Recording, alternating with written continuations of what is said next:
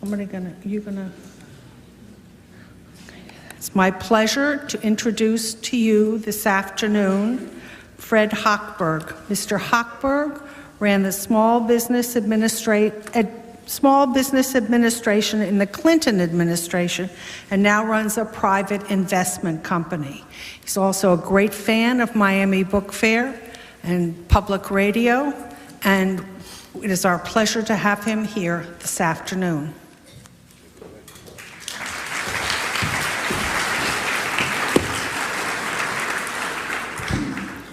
My goodness, a lot of people here. I questioned why I was actually asked to make this introduction. I just said to one of the authors, I'm actually a practitioner, not a scholar, not an intellectual. And I thought about an introduction. I was given very clear notes to only speak for a minute or two, be very brief. And years ago, I was at a political event when Chuck Robb was running for the Senate for the first time. And the lieutenant governor introduced him and said, the essence of a good speech is to have an introduction that lays out what you're going to say, have a conclusion that repeats those points and goes back to the introduction, and to keep them very close together. So in conclusion, I want to conclude this introduction. I was in the Clinton administration, so I thought it's somewhat ironic that I would be introducing Christopher Hitchens, one of the most fiercest critics of the Clinton administration, Bill Clinton. And I thought, well, the only thing that he and I may share is this podium. So we'll find out in the next 40 minutes if that's true. And we're going to be here to talk about his new book, Why Orwell Matters. I'm also here to introduce David Rieff and his new book, A Bed for the Night, Humanitarianism in Crisis. And we chatted briefly because I do some work on microlending in the developing world. The other thing I have in common with David Rieff is I too have a mother in the field. And my mother's Lillian Vernon of the catalog business, and I worked with her for 20 years. So I have some idea what it's like to work in a field with a parent that casts a large shadow and also to have your own voice. So with that, I'm happy to introduce both Christopher Hitchens and David Rieff. They're going to speak briefly. I'm then going to come back. We'll have questions from the floor. The point of today is to have a lively debate, which is what this country is based upon and what these books are based on, to keep it lively and contrarian. And I will be somewhat autocratic, however, to make sure questions are brief, crisp, and can be answered. And then in the end, I hope that you'll all buy their books, because that's the other reason we're here. So with that, let me introduce our two guests.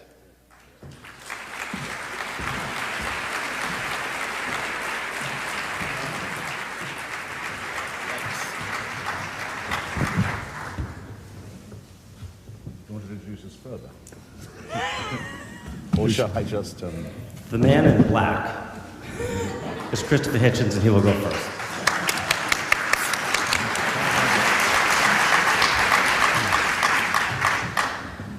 Thank you for an admirably terse introduction, and thank you, ladies and gentlemen, brothers and sisters. Hope I can stretch it to comrades and friends. Good. For coming on such a beautiful day. David and I have decided that since the topic, the rubric of this is so elastic, that it will accommodate both of us pitching our own books. And I'm going to say why I think that where George Orwell is concerned, there's no time like the present, okay? And I'm going to justify it as follows. Those of you who saw recent developments in Mesopotamia and saw that Mr. Saddam Hussein Tikriti had decided that what he needed was not just a vote, a referendum, but he needed 100% vote for himself in the referendum, and not alone that, 100% turnout in the referendum, and was able to achieve all these three things. In other words, to add what we, I think, can say fairly safely is his last episode of complete humiliation of his tortured and oppressed and immiserated and terrified people, to demand one more moment of them where they must acknowledge him not just as their leader, but as a god. One more moment of complete abnegation on their part and aggrandizement on his. Well, what is this but the total state? What is this but the Big Brother system? What is this but the horror of a regime which does not insist merely on compliance, does not demand only obedience, does not demand only conformity, but insists on applause, insists on support, insists on endorsement and adoration as well. The hysterical, sadomasochistic element that lies behind the power relationship, which George Orwell was so brilliant in evoking. I've been in Iraq a few times, and I've also been in North Korea. I'm well up on my axis, in other words. And I thought I'd read you just a short stave from what I wrote from North Korea before it became evident that the North Korean regime would again trouble our sleep by spending on uranium and plutonium and on weapons of mass destruction what it does not spend on its starving, wretched, tyrannized people. Here's what I wrote a couple of years ago when I was finishing this book. In the closing months of the 20th century, I contrived to get a visa for North Korea. Often referred to as the world's last Stalinist state, it might as easily be described as the world's prototype Stalinist state. Founded under the protection of Stalin and Mao, and made even more hermetic and insular by the fact of a partitioned peninsula that, so to speak, locked it in, the Democratic People's Republic of Korea still boasted the following features at the end of the year 2000. On every public building, a huge picture of the great leader, Kim Il-sung, the dead man, who still holds the office of president, in what one might therefore term a necrocracy, or a mausolocracy. All other senior posts are occupied by his son, the dear leader, Kim Jong-il. After all, Big Brother was a perversion of family values as well. Children march to school in formation, singing songs in praise of the aforesaid leader. Photographs of the leader, displayed by order in every home. A lapel button with the features of the leader, compulsory wear for all citizens. Loudspeakers and radios blasting continuous propaganda for the leader and for the party. A society endlessly mobilized for war. Its propaganda both hysterical and, in reference to foreigners and foreign powers, intensely chauvinistic and xenophobic. Complete prohibition of any news from outside or any contact with any other countries. Absolute insistence in all books and in all publications on a unanimous view of a grim past, a struggling present, and a radiant future. Repeated bulletins of absolutely false news of magnificent production targets. A pervasive atmosphere of scarcity and hunger, alleviated only by the most abysmal and limited food. I had to eat a dog in Pyongyang. Finally, don't ask for doggy bags in North Korean restaurants, by the way. Grandiose and oppressive architecture. A continuous stress on mass sports and mass exercise. Apparently total repression of all matters connected to the libido.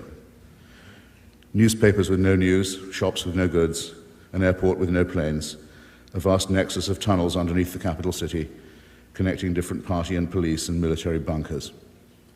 There was, of course, only one word for it, and it was employed by all journalists, all diplomats, and all of the few overseas visitors. It's the only time in my writing life when I have become tired of the term Orwellian. I'm with my friend Martin Amis in his book, The War Against Cliché, or at least I'm with him about the title. I was once in Prague under the old regime, the old communist regime, and I thought, I'm going to get out of this, I'm going to write an article, and I'm not going to mention Kafka. I'm going to be the first writer from Prague not to do it. And then I went to this opposition meeting held in a private apartment, and the door fell in and the secret police were there, and I thought, never mind, I'm still not going to do it. And then they put me under arrest, and then I said, well, what's the charge? And they said, we're not telling you. And I thought, now I'm probably stuck with it. Well, that's what it's like trying to keep Orwell out of discussions of North Korea. I'll just finish my paragraph. In some respects, the North Korean nightmare falls short of Orwell's dystopia. The regime is too poor and too inefficient to provide telescreens or even wireless sets to most of its subjects. In some respects, however, it's infinitely more forbidding, Winston and Julia would have had no chance at all for a moment of private delight in the countryside, let alone the lease of a crummy flat in some anonymous proletarian quarter of town.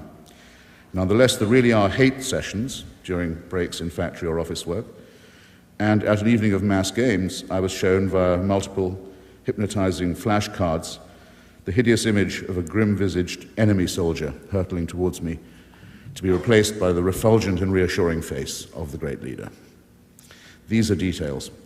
What was entirely unmistakable was the atmosphere of a society where individual life is absolutely pointless, and where everything that is not absolutely compulsory is absolutely forbidden.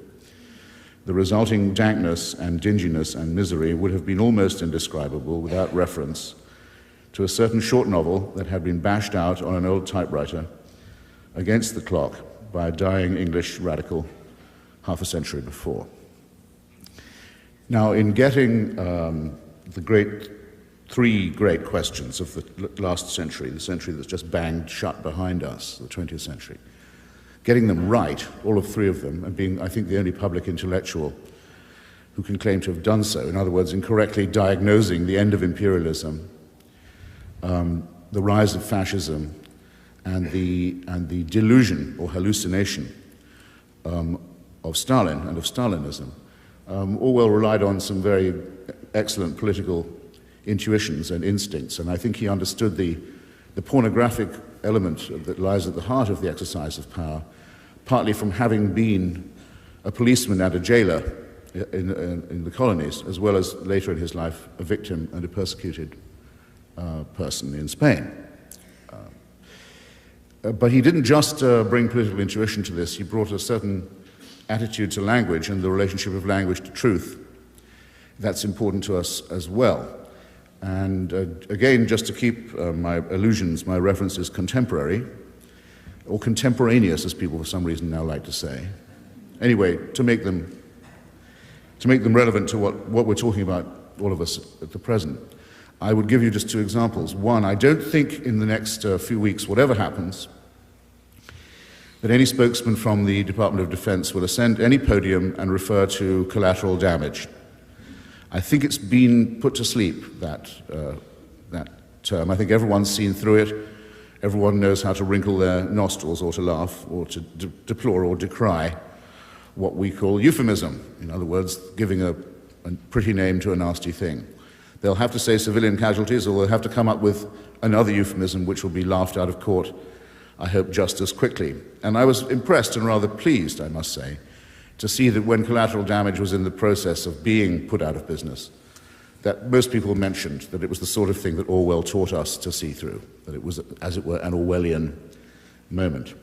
I'd like to say that I think the same may apply, because it's very easy for people to tell Orwellian isms or nasty euphemisms in other people's speech. They're not always as good at detecting them in their own. I should say that when I see someone holding up a placard saying, "No war with Iraq," or "No war on Iraq," I think you've probably seen this or heard that slogan, I have the same feeling. Nobody wants a war with Iraq, certainly not me. And no one's calling for one either, or proposing one. There does seem to be a quarrel with Saddam Hussein and with his regime, and it seems probably, to me at any rate, it seems an inescapable quarrel, unless one believes in coexistence with aggressive totalitarianism. But if you remember, the slogan of the 100% vote and the 100% turnout was, by the party and by the regime, "Saddam is Iraq, Iraq is Saddam." Let no one who holds up a poster making that confusion be unaware or unashamed, therefore, of what they're doing. So this is my case for the extreme contemporary relevance of Orwell, but I'd be very happy to answer any questions about any other aspect of his work, or to be challenged on anything else I've said. And again, thank you for coming, and we'll be at your service very soon. Ciao.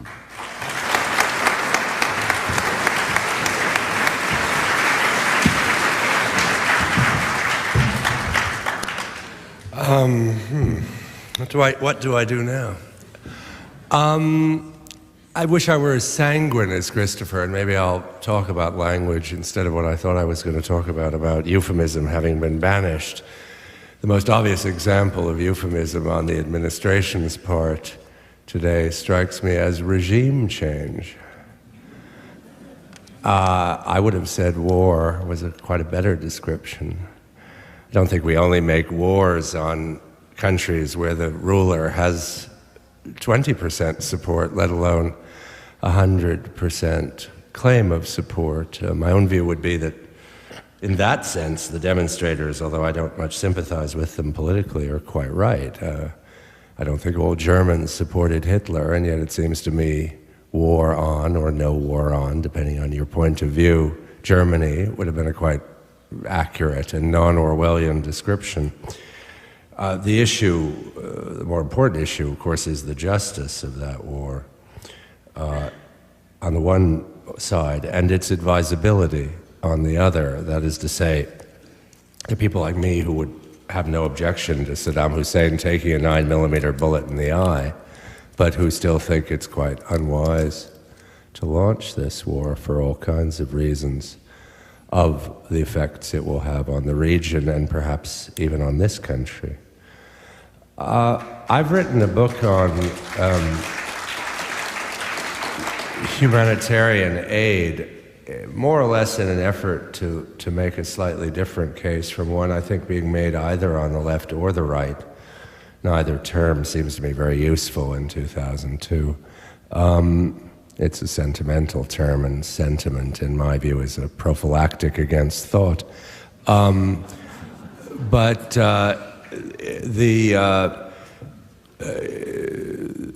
wrote a book basically on the proposition that not all good things go together, and that if you like to come back to Christopher's absolutely correct emphasis on the issue of language, that one of the great Orwellian delusions of the age, if you like, is precisely that all good things go together. The classic version of this is the kind of UN or liberal foundation view, which is when it looks at a terrible crisis, like, say, North Korea, would say, well, what we need there is democracy, conflict resolution, open markets, and humanitarian assistance and human rights. As if this was all sort of a refrigerator full of admirable goodies that could be, if intelligently done, doled out in a way to produce regime change, a better world, utopia. Again, as Christopher rightly and sarcastically says, the radiant future, that promise of all totalitarian regimes, including Saddam Hussein's. In that sense, there is no distinction between Christopher's views and my own. My view is quite different. I think when you say all good things go together, which of course none of you believe in, none of us believe in the private life, but since everyone more or less, or people too often, let me put it more modestly, check their brains at the door when they invoke their own politics, we talk about all good things going together in the public life. In fact, it's not true. I'll give you the example of human rights, which I think most people in this room, including the two people on this stage, would agree was a good thing, and emergency disaster assistance, about which one can say the same. Now, they sound like they go together. A lot of humanitarian relief workers want to be human rights workers. But the truth of the matter is they don't go together. A human rights worker is by definition a legal fundamentalist, a person who believes the law must apply to everybody, that there's a body of international law that prevents states from acting freely toward their own peoples, prevents them from torturing, from banning newspapers, from starving people, as the North Korean government is currently doing. Humanitarian, so it is a fundamentalist creed. You write, you go, you report, you condemn, you try to shame, you try to get other governments. Maybe you perhaps support the International Criminal Court and believe you're going to bring people to account. Christopher's written a very interesting book on that. Then there's humanitarian action. Humanitarian action is a 27-year-old water and sanitation engineer somewhere in the heart of some terrible conflict, surrounded by 15-year-old kids with Kalashnikovs, trying to feed people. Now, by definition, that aid worker must make compromises with butchers.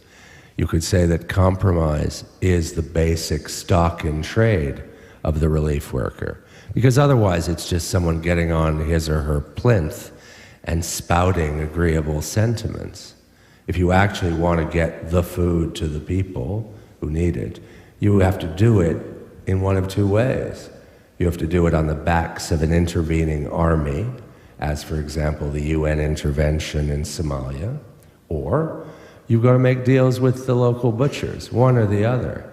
And indeed the marriage of humanitarian relief with state power, as in Kosovo and Afghanistan, where humanitarian relief workers in effect became subcontractors to NATO, or for that matter, the marriage with the human rights organizations suggests that if you don't want to make deals with butchers, you have to call for outside military interventions.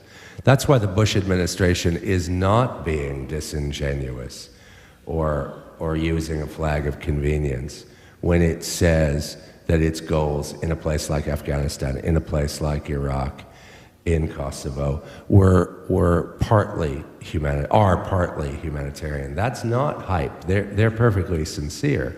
The case I would make, though, is that in that situation, humanitarian action is always the subordinate, is always doing the saluting, and states are doing the ordering. And I don't think that's a good thing. In fact, I've written a book which is basically an appeal for a fundamentalist humanitarianism, that is, a humanitarianism much more like the International Committee of the Red Cross, that is strictly neutral.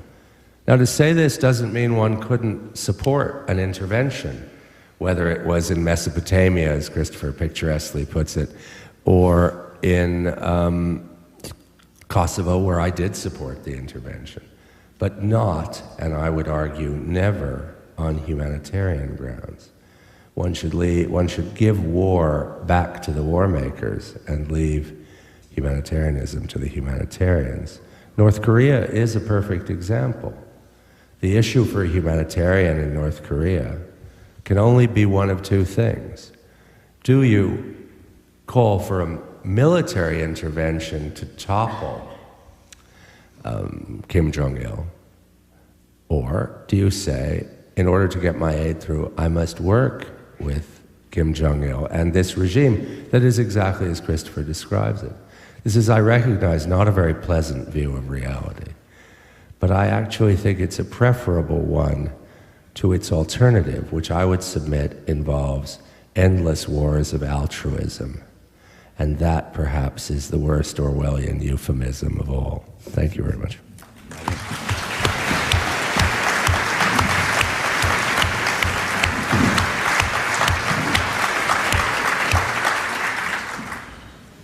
Okay, we're going to open it up to questions from the floor. There's a microphone right here in the center. This being a university campus, I'm sure there'll be no bashfulness. So why don't we start? Just, if you would, also just state your name, and you might want to lift the microphone up because. Steve, for David, how do you explain the laughably minimal amount of U.S. foreign aid, which Jimmy Carter likes to talk about very much? Yeah. Well, the first thing to say is that all the polling data suggests that Americans believe they give a lot more foreign aid than they do. I mean, that's the first point that needs to be made. So on one level, it's simply a propaganda issue. On another level, I again think the Bush administration, which probably unlike a great many of you, I do not underestimate, and in fact think this president is going to turn out to be a very considerable figure, and that people who just laugh at his diction and his various missteps are very gravely missing the point of this guy, who is, I think, going to prove to be the second Reagan with all of the formidable qualities that entails.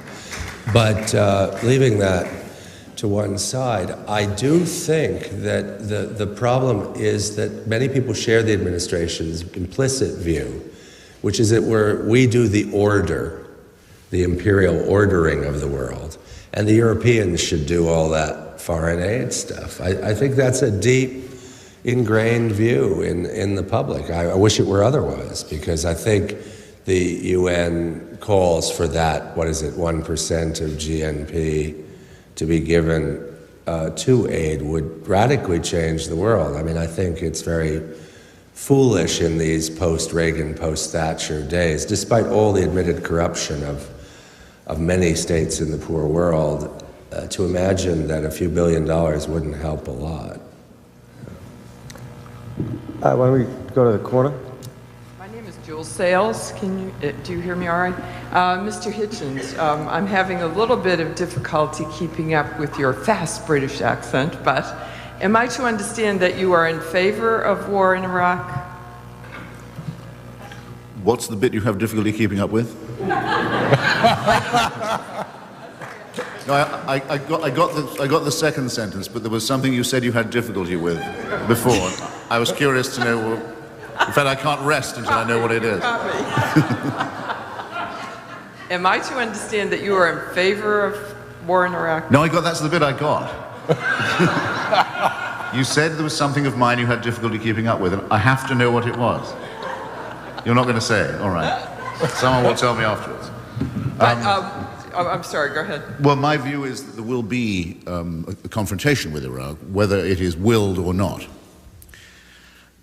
This is for two reasons. One is the obvious one, the way that the Saddam Hussein regime has staked everything on, really everything on its acquisition of weapons of genocide. And the other is that, for reasons I hinted at in my introduction, he's reached his Ceausescu moment. In other words, his extremely narrowly based regime. He's a member of a minority of the minority. He's a member of the Tikriti clan of the Sunni Muslim.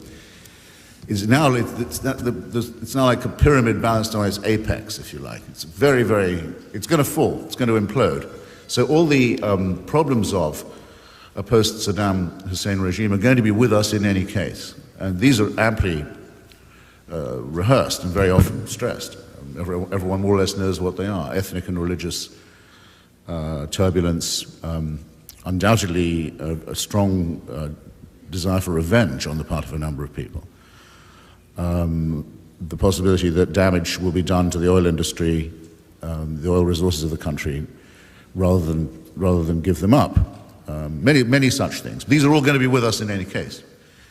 In my opinion, both the most prudent as well as the most principled course is to deal a hand in this transition now and intervene as far as possible on the side of the Iraqi opposition and the Kurdish rebels, who have already in the northern part of the country created something like a civil society with a proper distribution of resources, with a multi-party system, and with an independent media. In other words, showing that it can be done. And those are my friends, and these are the people I've taken my side with. So yes, I am for a war with Saddamism, yeah. So here, excuse me. is possibly this whole thing over oil and oil lines, pipelines? The other slogan that I love is... 90% of it? The other slogan that I've come to love, shall I say, is people saying no war. Sometimes they say no blood to make it sound better, but no war for oil. What can that slogan mean? Unless it means oil isn't worth fighting for or over. Well, I don't believe there's anyone who's so fatuous as to believe that. If there's anything worth fighting over, it's oil and who controls it. So I would say, in the words of a famous old statesman, never be afraid of doing the right thing if it also happens to be in your own interest.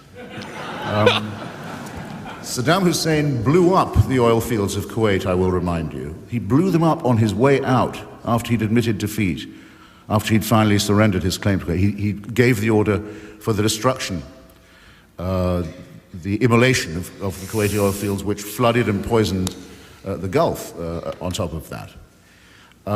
If he acquires any further weaponry of mass destruction, he'll be in a position to threaten to do that to the Saudi oil fields as well.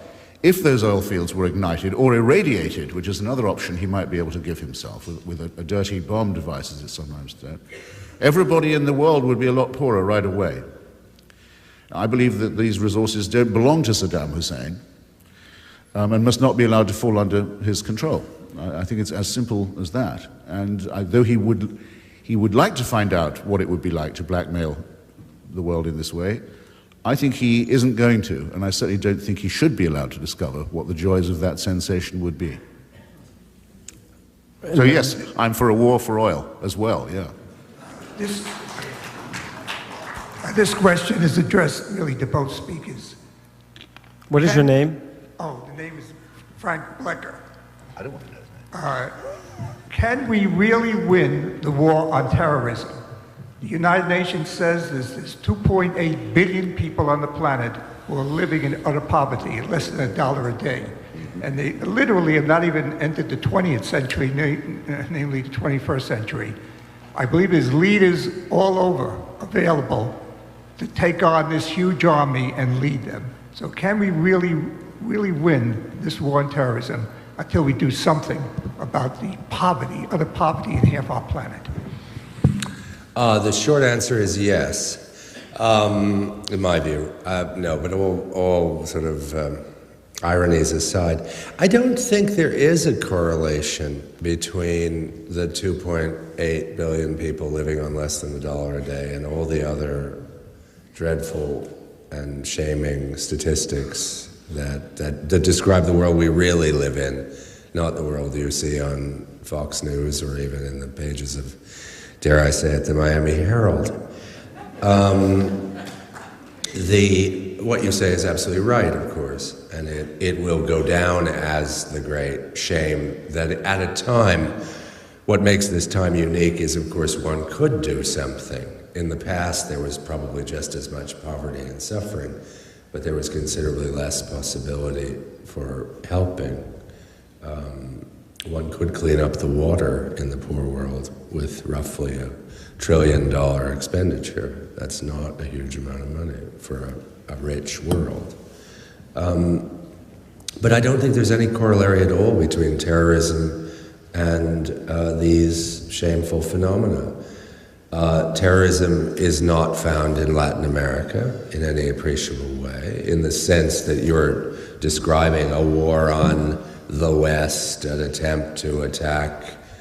If you're just talking about criminal acts of guerrilla armies, those have existed since the beginning of time. And if we're really going to extend the definition of terrorism simply to every assassination, bomb in a bus, etc., then we're not talking about anything.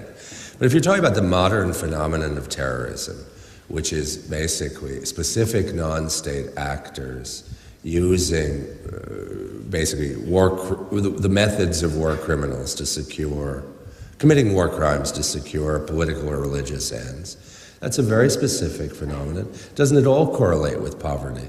The people doing it are intensely political. Their leadership is prosperous and comes from rich countries like Saudi Arabia.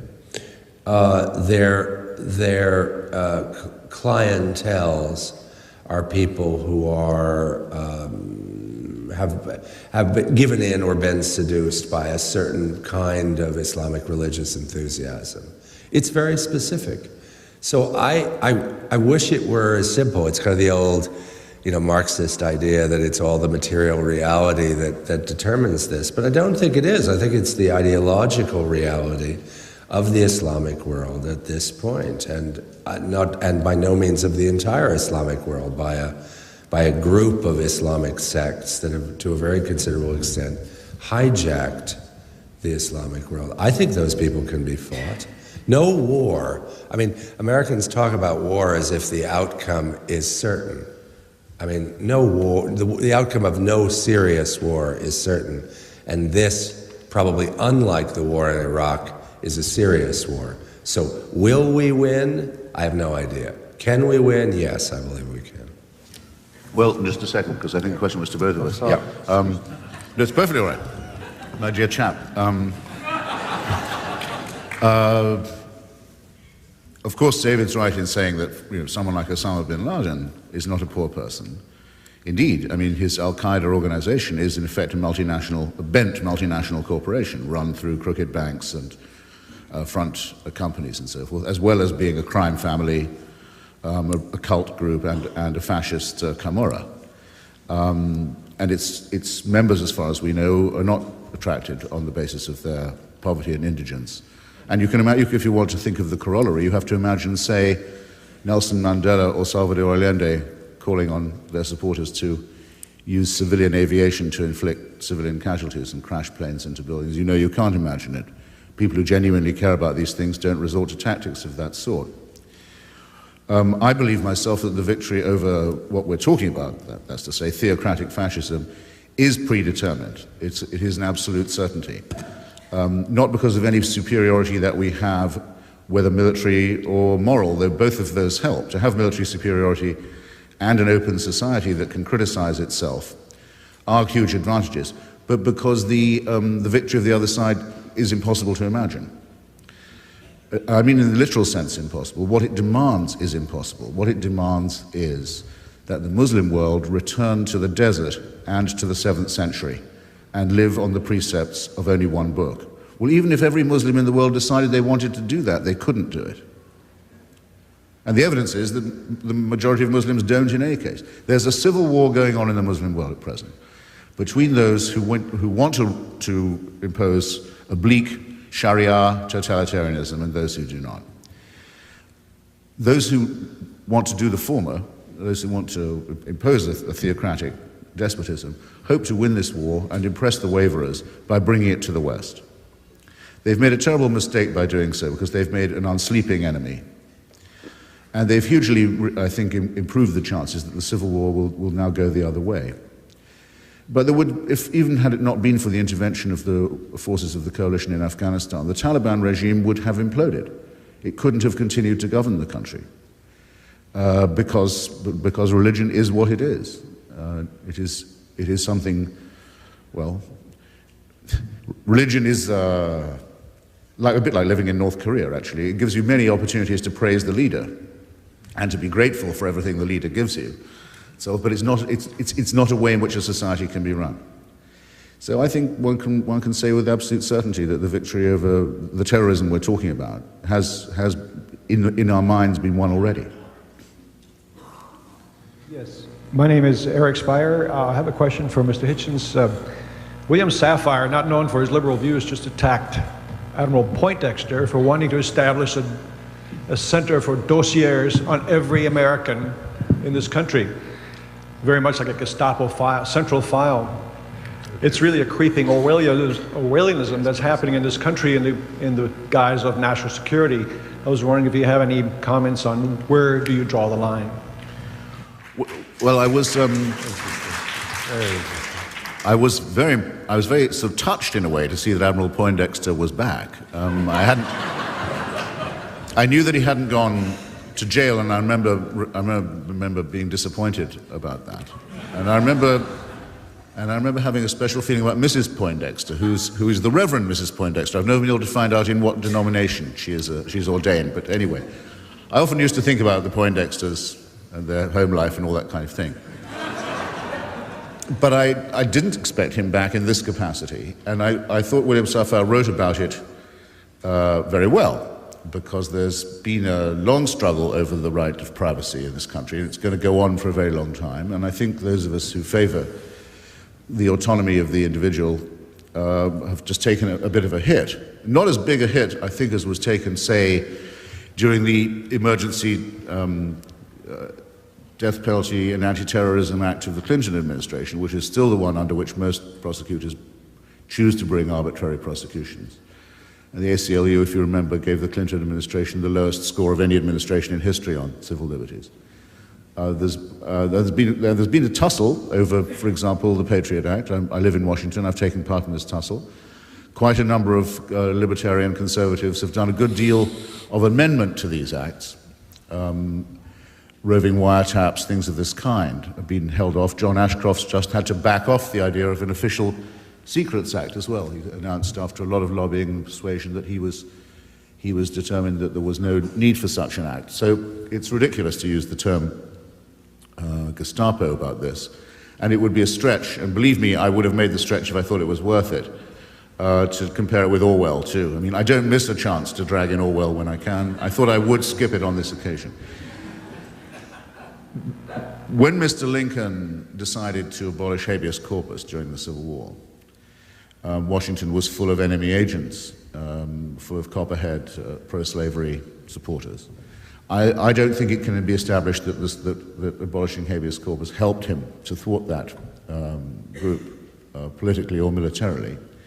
And of course, the temptation to resort to such measures in time of war is very great. But we're not talking in the war in which we're actually engaged about free speech or free expression. We're talking about actual acts, and we do know that our society has been infiltrated, and we do know that it was done with great deliberation and ruthlessness and with murderous intent.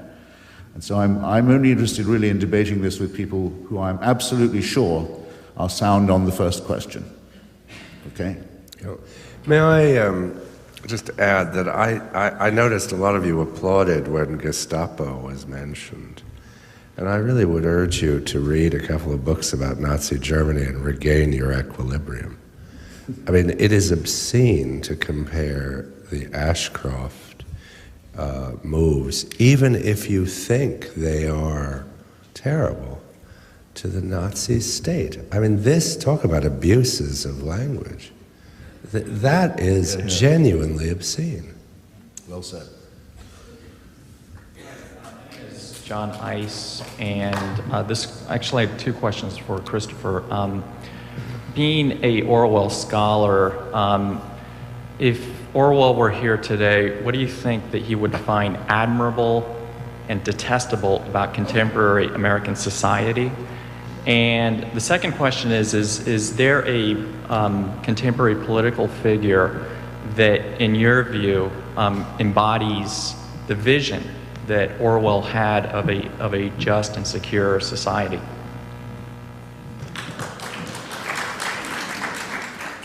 So you can just get applause for asking a question here. This is a very lenient audience, I must say. It's like the self-esteem programs in American schools. You're all so good at your work. You've all done so well. That's why you can't read. Well, your second question is easy. Orwell wouldn't. I mean, there is no one. It isn't a politician's job, in effect, to be an Orwellian figure. To describe someone as an Orwellian figure is to describe someone who, in a very determined way,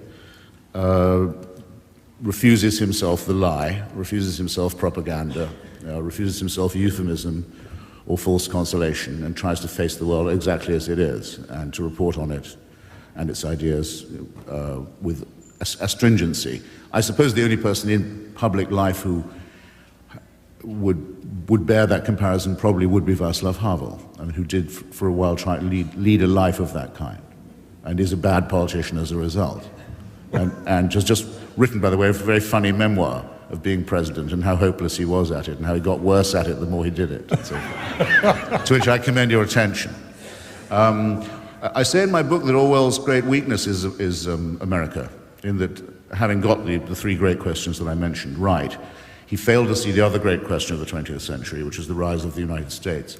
He admired its society, actually for something it now doesn't display much of, namely egalitarianism, because he thought that in the contest between liberty and equality, fraternity might be the thing that would make the difference, that could soften the contest.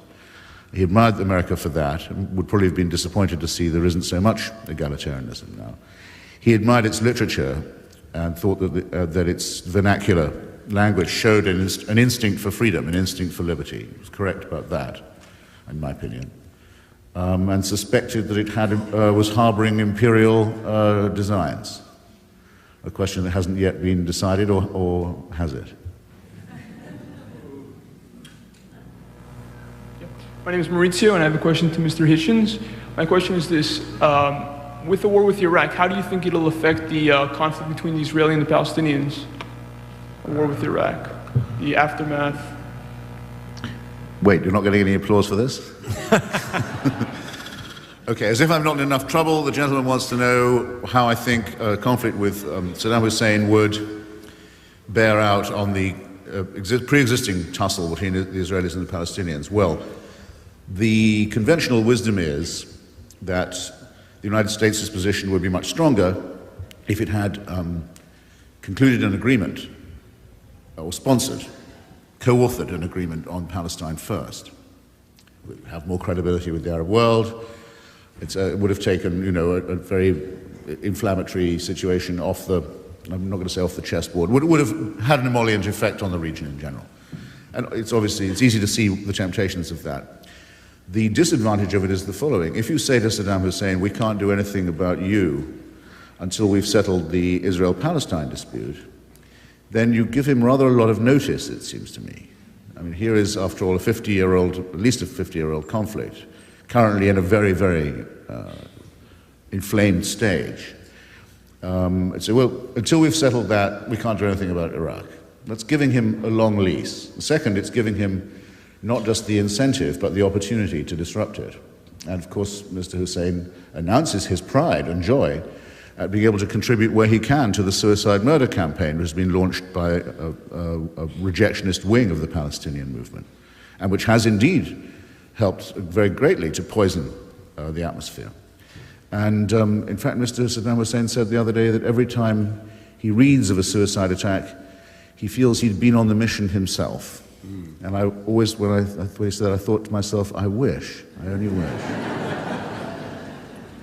So the argument, shall we say, of the regime changes is this: if you take out the keystone of Arab rejectionism, emancipate its people and its oil, I might add, madam, help to reconstitute its society, the Palestinians don't have any further recourse to rejectionism. They won't, in the case of a breakdown in negotiations, say, well, we can always go to Baghdad and get support from there, as they have in the past, as Arafat's often done in the past. That option won't any longer exist. That might have a very good pedagogic effect on the negotiations, that's to say, on the Palestinian side. And in such a case, it seems to me the administration can face the Israelis and say that in return for a signed and checkable territorial settlement agreement, some of the settlements just have to come down. And this is the first president to use the words Palestinian and state in the same sentence. So that promise is implied in everything he does. And that's what I hope. Those are the two scenarios, and of the two, it seems to me that this one has a better chance of success than the proven failure of the Oslo Accords, which meant accepting everyone, including Arafat, at their face value. Mr. Hitchens, I was wondering if you had thought of Osama bin Laden as a kind of Goldstein character, and if the U.S. had actually determined that he had been killed, if they would fess up to that, because he seems to be so useful as a boogeyman. Regarding collateral damage, I think I did hear Donald Rumsfeld use that term. And I believe it was when the UN determined about 2,000 Afghanis were killed in the fighting. And he said, what of course would be said, that that's what you can expect in war. Now, if we do have a war there, and if there is collateral damage, what would be an acceptable amount of collateral damage to have oil for less? Because I don't think that it's quite as you put it, that this is a war for oil, and what better cause would there be? Because it's not oil or no oil, it's a lot of oil or less oil, really. And so would 10,000 be acceptable? How many where would you draw the line? Are you making me an offer? I say that only to show what a ridiculous question you've asked, but I won't dodge it. First, I don't think, well, I wish and I don't wish Osama bin Laden was right here now. If he was here now, I wish he'd heard himself compared to Emmanuel Goldstein. I think that would have ruined his day. Something tells me he wouldn't have wanted to be likened to a Trotskyist Jew. Something only a very few of us actually regard as a compliment, but I think he would think of as a great insult. No, he's not being used as a useful bogeyman, as you implied. I must say I think there's an absurdity lurking there too. If you think that the United States government thinks, gosh, without Osama bin Laden, what would we do to keep people in line? I think you misrepresent reality very grossly. So no, I don't think it's a very good Goldstein comparison. Second, of course, Mr. Rumsfeld and others used the term collateral damage. That's exactly what I was referring to. I wasn't saying the expression wasn't being used. I was saying I thought it had been widely discredited. I don't think they'll try it again. And if they do, it must be criticized. But as in the case of Afghanistan, where it seems to me that even the highest number of casualties that I heard claimed on the Afghan side, this is, by the way, supposedly for non-combatants, though how it is determined, fighting against forces that don't wear uniforms, which of the dead is and is not a soldier of the other side, I don't know. I found all those totals very shady myself. But it was an extraordinarily, suppose it was the 3,000 claimed, that's an incredibly low price to pay for the destruction of the Taliban, the breaking up and scattering of the Al-Qaeda network, and the return to Afghanistan of, I think it's now between 1.5 and 1.75 million refugees. The population of Afghanistan has hugely increased, in other words, though there were those who said it would go down in case of a war. Many people, including humanitarian organizations, said there'll be famine, disruption, chaos. None of this occurred at all. We've bombed Afghanistan out of the Stone Age, in other words, which I regard as a great achievement. And I frankly think, though, that in one respect the casualty figures were too small. A lot of Al-Qaeda and Taliban people were allowed to get away. And I think too much was done to err on the side of caution in killing them and tracking them down. I want you to have no misunderstanding of what I mean here. And these people should be dead, because every one of them intends to commit appalling atrocities against innocent people in the future. I'm in favor of finding them and killing them with great expedition and ruthlessness.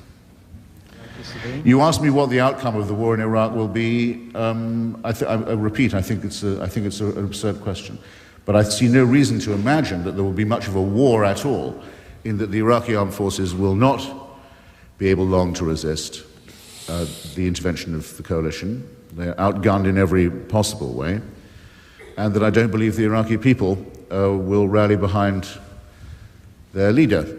And in any case, we know that in the areas of the country which are not under his control, the state of public opinion is what it is. An absolute determination to outlive this revolting dictatorship.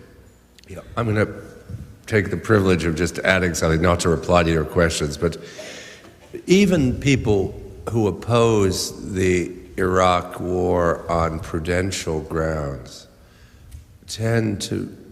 would tend to concede or agree with endorse Christopher's point about the war itself. The argument is about the aftermath.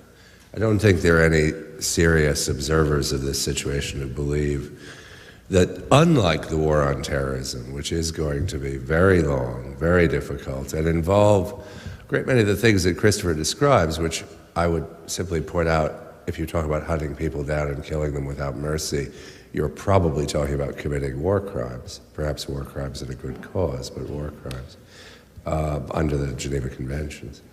But I don't think there's any debate about the war itself. The issue is whether the country can hold together, whether, as the very great Iraqi dissident Kanan Makia says, this is the best chance Iraq's had for freedom in 40 years. So again, this is not just the Rumsfelders of this world who are saying this. One view, I think Christopher's view. Or the view of people like myself, which is simply that the risk of disintegration is not worth this war.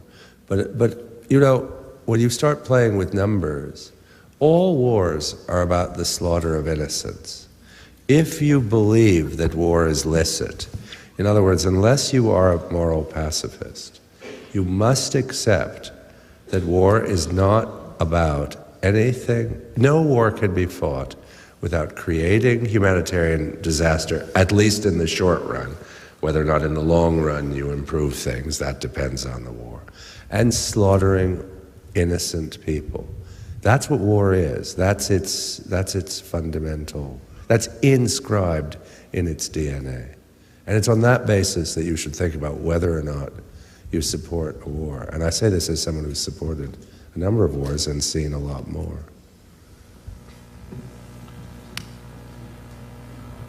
Mr. Hitchens, are you hopeful at all that Henry Kissinger will be brought to trial sometime in his lifetime? Well, the question was whether I hope to see Henry Kissinger brought to trial. Yeah, I mean, I used to hope he would die, and now I hope he lives, because I think that there's every chance that some of it will catch up to him. I can give you an update at any rate.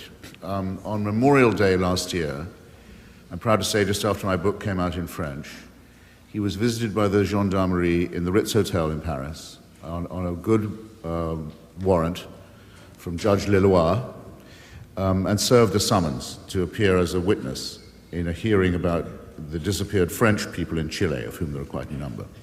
He chose not to answer the summons and fled town, but it's still extant when he goes back to France. So that's one of the countries he now can't go to.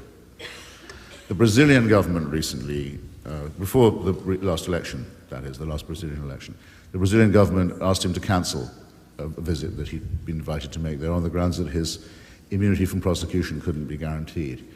The judge in the Pinochet case in Chile, the great Judge Guzman, has sent him a summons for questioning. So has Judge Rodolfo Corral, the great judge in the case of the death squads in Argentina. The laws of many European countries, including federal Germany, have meanwhile changed so that it is the responsibility of any court to apprehend anyone wanted for war crimes or crimes against humanity wherever they are.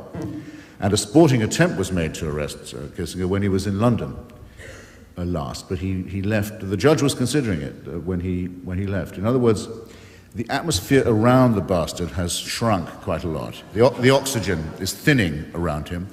He can't travel and posture in quite the way he used to, and a lawsuit has been filed against him in Washington, D.C., in federal court, by the family of General René Schneider, formerly head of the General Staff in Chile, a constitutional democratic officer who didn't favor a coup against the Allende government, who was murdered, shot down in the street on Henry Kissinger's direct orders.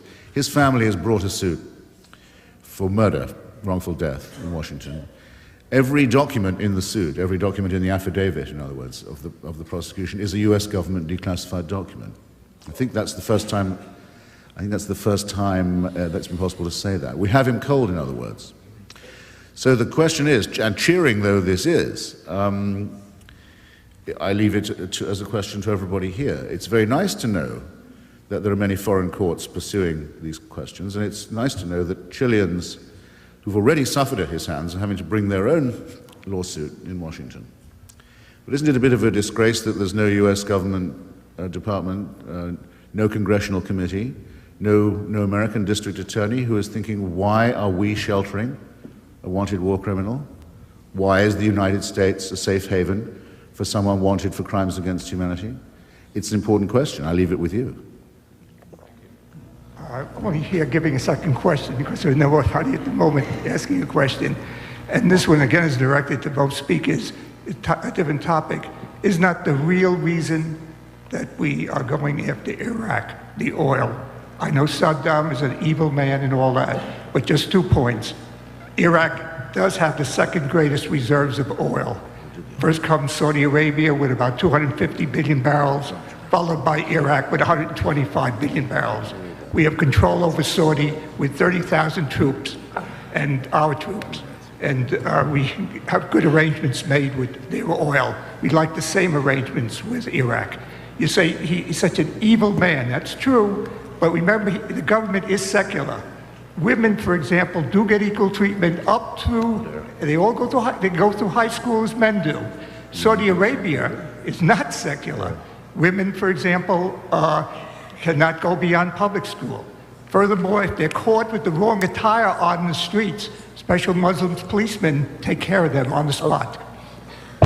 Well, David and I are going to do a division of labor on that. He's going to do the secular, and I'll do the oil again, in case anyone missed me the last time. Right. Because there was something I forgot to say.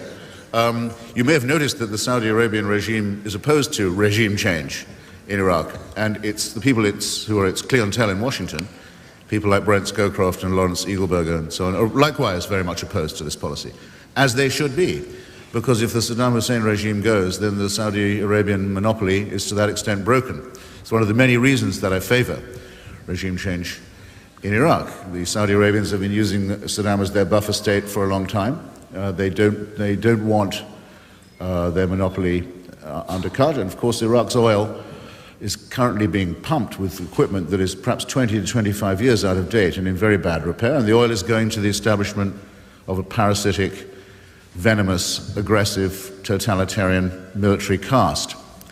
Emancipated from that, and with an investment of a couple of billion, it could probably start pumping more oil than Saudi Arabia, and more cheaply, and spread the wealth around a bit. But the thing I suppose that I like most about the regime change idea is that it would wipe the grins off the Saudi Arabian royal family's face. That's the bit I can't wait to see. Long overdue. They've been interfering in our internal affairs.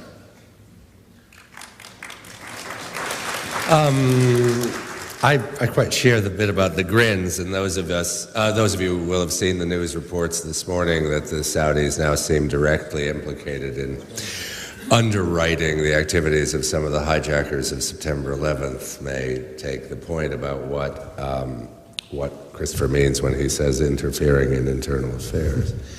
About the secular point, I candidly, with all due respect, think it's a non-starter. North Korea is a secular state. So was Stalin's Russia, so was Hitler's Germany. You can make all the invidious connections you want about, comparisons, that you want about the conditions of women in Iraq and Saudi. But I don't see what you've done to either justify the regime. It reminds me unpleasantly of defenders of the Cuban Revolution in this country talking about, los logros, the education, the health care. It didn't change the fact that it was a wicked and totalitarian regime. What you're saying about women doesn't change that fact and remains one about Cuba, parenthetically. It doesn't change the facts about Saddam's regime. Secularism is not a free pass. We have time for this one last question because we've got a break at 1:20. Your comments about two things. Well, we'll see. Your comments about two things. First, you referred to a civil war in Islam. There doesn't seem to be much evidence of it, if by that you mean people standing up within the Islamic community and trying to reclaim their religion by condemning those who don't. And we don't seem to be doing too much to encourage it, given that right now in Egypt, apparently, there's a soap opera-like program based on the protocols of the Elders of Zion or including it, etc. So that's one thing. Second of all, I'd like your comments on Robert Byrd's criticisms excoriating the Congress for cowardice, for example, regarding the Homeland Security Department. If you don't mind, again in reverse order, Robert Byrd is a ham and a phony. And a master of corruption and pork barrelism and a clown. And nothing he says makes any difference or is intended to. On the Civil War point, what I meant to say was this. In Nigeria, for example, where there's an attempt being made to impose Sharia law, not just in the Muslim provinces, but on the rest of the country, i.e. on the non-Muslim provinces, there are many Muslim Nigerians who don't want, for example, girls to be stoned to death for becoming pregnant. There's a strong opposition to that, and then it's backed up by an even stronger opposition from non-Muslims. The people of Indonesia are not delighted at the destruction of their tourist trade by Al-Qaeda. Antibodies of that kind are to be found gathering everywhere. If you ask the Iranian people what they think about the Wahhabi school of Islam, you will have a rather more strenuous criticism of its tenets than you will get from me. That's why no one ever mentions the Iranian street, by the way, you notice, among the anti-war movement, because the Iranian street, that's probably 70 million people, is entirely against Saddam Hussein, almost entirely in favor of regime change, and is about to depose the mullahs. That's what I mean. I mean, I could give you more examples. The willingness of Muslims to criticize their own religion isn't therefore necessarily entailed in what I'm saying. I mean, obviously, I would like a mass outbreak of atheism to occur, not just in the Muslim world, but I can't stipulate that as between Muslims who are for jihad and those who are not. I'm willing to make distinctions. The Egyptian showing of this scandalous soap opera seems to me to show, not to illustrate your point or mine, it's a thing in itself. It shows the opportunism of regimes like Mubarak's, the maneuvering they make between the low end of public opinion and the high end of American military aid.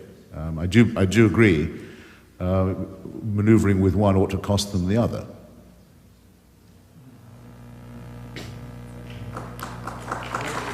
Oh, please, it's okay. Go on. I just have a quick suggestion. Hello? Yeah, okay. According to what I've heard you say, I would think that the way to minimize casualties would have Henry Kissinger take out Saddam Hussein and we'd be done with it. It would be easy. Well, I was touched, as I'm sure you all were, by the offer from Mr. General, actually, Taya Yassin Ramadan, as Saddam Hussein's vice president, that there'd be a duel, a meeting of honor between Saddam Hussein and George Bush. And I don't know why the president didn't take him up on it, actually.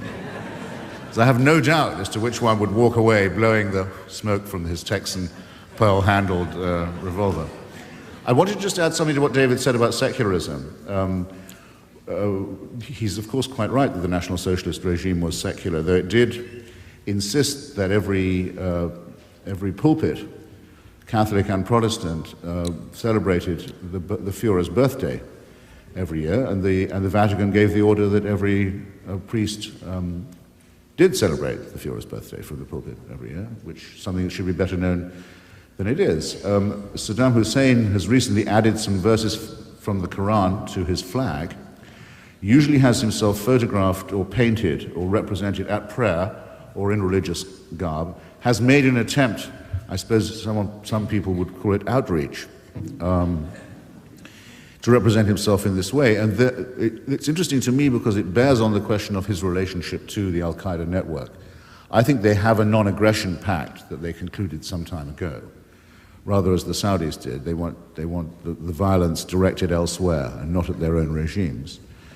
And I do think it's noticeable that whereas it can be debated the extent to which Saddam Hussein supports Al-Qaeda, the extent to which the bin Ladenists support Saddam Hussein seems non-debatable. They apparently regard his regime now as one of their causes.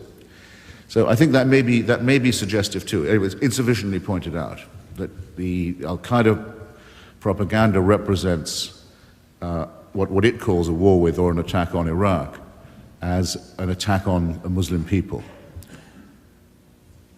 or upon Islam.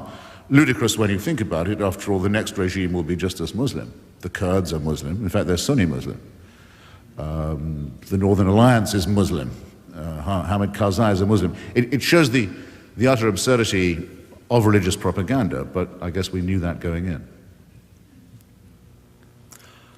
I think in the spirit of this being around lunchtime, that should conclude today. What you heard here was a mere appetizer, a first course.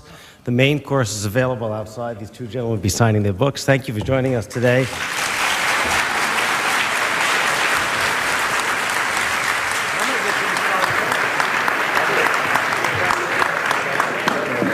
If you are staying for David Rockefeller, I suggest you stay seated. All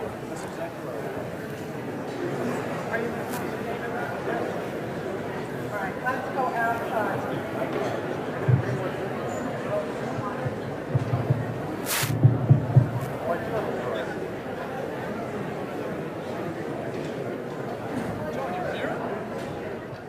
is blasting continuous propaganda for the leader and for the party, a society endlessly mobilized for war. Its propaganda both hysterical and, in reference to foreigners and foreign powers, intensely chauvinistic and xenophobic. Complete prohibition of any news from outside or any contact with any other countries. Absolute insistence in all books and in all publications on a unanimous view of a grim past, a struggling present, and a radiant future. Repeated bulletins of absolutely false news of magnificent production targets. A pervasive atmosphere of scarcity and hunger, alleviated only by the most abysmal and limited food. I had to eat a dog in Pyongyang, finally. Don't ask for doggy bags in North Korean restaurants, by the way. Grandiose and oppressive architecture. A continuous stress on mass sports and mass exercise. Apparently total repression of all matters connected to the libido. Newspapers with no news, shops with no goods, an airport with no planes, a vast nexus of tunnels underneath the capital city, connecting different party and police and military bunkers. There was, of course, only one word for it, and it was employed by all journalists, all diplomats, and all of the few overseas visitors. It's the only time in my writing life when I have become tired of the term Orwellian. I'm with my friend Martin Amis in his book, The War Against Cliché, or at least I'm with him about the title. I was once in Prague under the old regime, the old communist regime, and I thought, I'm going to get out of this, I'm going to write an article, and I'm not going to mention Kafka. I'm going to be the first writer from Prague not to do it. And then I went to this opposition meeting held in a private apartment, and the door fell in and the secret police were there, and I thought, never mind, I'm still not going to do it. And then they put me under arrest, and then I said, well, what's the charge? And they said, we're not telling you. And I thought, now I'm probably stuck with it. Well, that's what it's like trying to keep Orwell out of discussions of North Korea. I'll just finish my paragraph. In some respects, the North Korean nightmare falls short of Orwell's dystopia. The regime is too poor and too inefficient to provide telescreens or even wireless sets to most of its subjects. In some respects, however, it's infinitely more where they must acknowledge him not just as their leader, but as a god. One more moment of complete abnegation on their part and aggrandizement on his. Well, what is this but the total state? What is this but the Big Brother system? What is this but the horror of a regime which does not insist merely on compliance, does not demand only obedience, does not demand only conformity, but insists on applause, insists on support, insists on endorsement and adoration as well. The hysterical, sadomasochistic element that lies behind the power relationship, which George Orwell was so brilliant in evoking. I've been in Iraq a few times, and I've also been in North Korea. I'm well up on my axis, in other words. And I thought I'd read you just a short stave from what I wrote from North Korea before it became evident that the North Korean regime would again trouble our sleep by spending on uranium and plutonium and on weapons of mass destruction what it does not spend on its starving, wretched, tyrannized people. Here's what I wrote a couple of years ago when I was finishing this book. In the closing months of the 20th century, I contrived to get a visa for North Korea. Often referred to as the world's last Stalinist state, it might as easily be described as the world's prototype Stalinist state. Founded under the protection of Stalin and Mao, and made even more hermetic and insular by the fact of a partitioned peninsula that, so to speak, locked it in, the Democratic People's Republic of Korea still boasted the following features at the end of the year 2000. On every public building, a huge picture of the great leader, Kim Il-sung, the dead man, who still holds the office of president, in what one might therefore term a necrocracy, or a mausolocracy. All other senior posts are occupied by his son, the dear leader, Kim Jong-il. After all, Big Brother was a perversion of family values as well. Children march to school in formation, singing songs in praise of the aforesaid leader. Photographs of the leader, displayed by order in every home. A lapel button with the features of the leader. compulsory wear for all citizens. Loudspeakers and radio bidding, Winston and Julia would have had no chance at all for a moment of private delight in the countryside, let alone the lease of a crummy flat in some anonymous proletarian quarter of town. Nonetheless, there really are hate sessions during breaks in factory or office work, and at an evening of mass games, I was shown via multiple hypnotizing flashcards the hideous image of a grim-visaged enemy soldier hurtling towards me, to be replaced by the refulgent and reassuring face of the great leader. These are details. What was entirely unmistakable was the atmosphere of a society where individual life is absolutely pointless, and where everything that is not absolutely compulsory is absolutely forbidden. The resulting dankness and dinginess and misery would have been almost indescribable without reference to a certain short novel that had been bashed out on an old typewriter against the clock by a dying English radical half a century before. Now, in getting the three great questions of the last century, the century that's just banged shut behind us, the 20th century, getting them right, all of three of them, and being, I think, the only public intellectual who can claim to have done so, in other words, incorrectly diagnosing the end of imperialism, the rise of fascism, and the delusion or hallucination of Stalin and of Stalinism.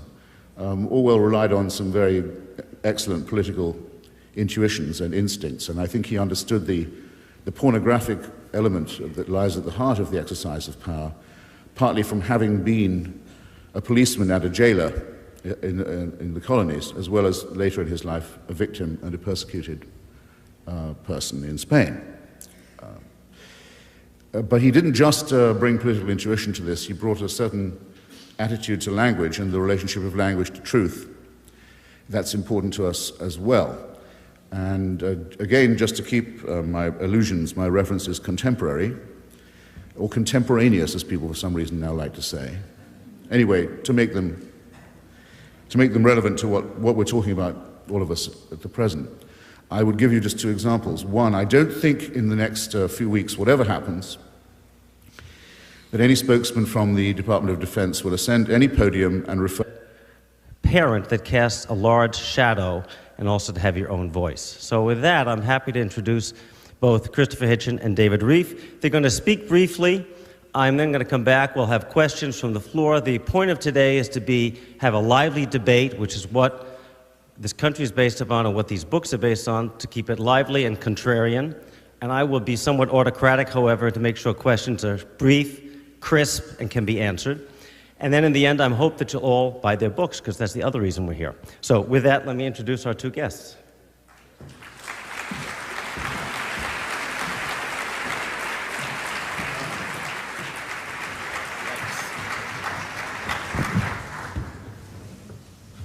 You want to introduce us further?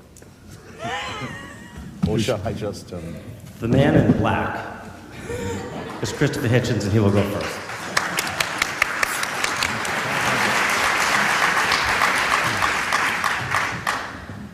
Thank you for an admirably terse introduction, and thank you, ladies and gentlemen, brothers and sisters. Hope I can stretch it to comrades and friends. Good. For coming on such a beautiful day. David and I have decided that since the topic, the rubric of this is so elastic, that it will accommodate both of us pitching our own books. And I'm going to say why I think that where George Orwell is concerned, there's no time like the present, okay? And I'm going to justify it as follows. Those of you who saw recent developments in Mesopotamia and saw that Mr. Saddam Hussein Tikriti had decided that what he needed was not just a vote, a referendum, but he needed 100% vote for himself in the referendum, and not alone that, 100% turnout in the referendum, and was able to achieve all these three things. In other words, to add what we, I think, can say very safely is his last episode of complete humiliation of his tortured and oppressed and immiserated and terrified people, to demand one more moment of them.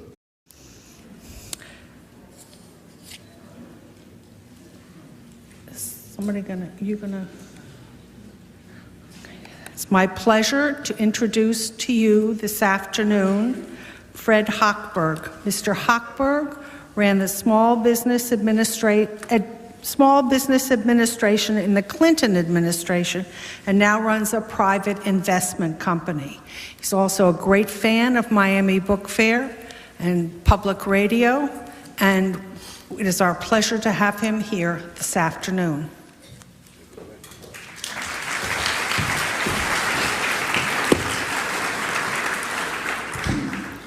My goodness, a lot of people here.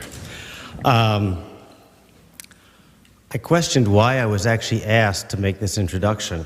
I just said to one of the authors, I'm actually a practitioner, not a scholar, not an intellectual. And I thought about an introduction. I was given very clear notes to only speak for a minute or two, be very brief. And years ago, I was at a political event when Chuck Robb was running for the Senate for the first time.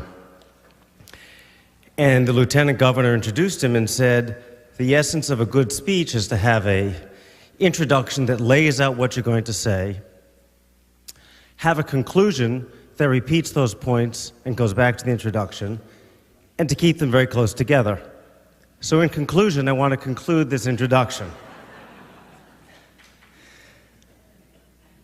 I was in the Clinton administration, so I thought it's somewhat ironic that I would be introducing Christopher Hitchens, one of the most fiercest critics of the Clinton administration, Bill Clinton. And I thought, well, the only thing that he and I may share is this podium. So we'll find out in the next 40 minutes if that's true. And we're going to be here to talk about his new book, Why Orwell Matters. I'm also here to introduce David Reif and his new book, A Bed for the Night, Humanitarianism in Crisis. And we chatted briefly because I do some work on microlending in the developing world. The other thing I have in common with David Reif is I too have a mother in the field. And my mother's Lillian Vernon of the catalog business, and I worked with her for 20 years. So I have some idea what it's like to work in a field with a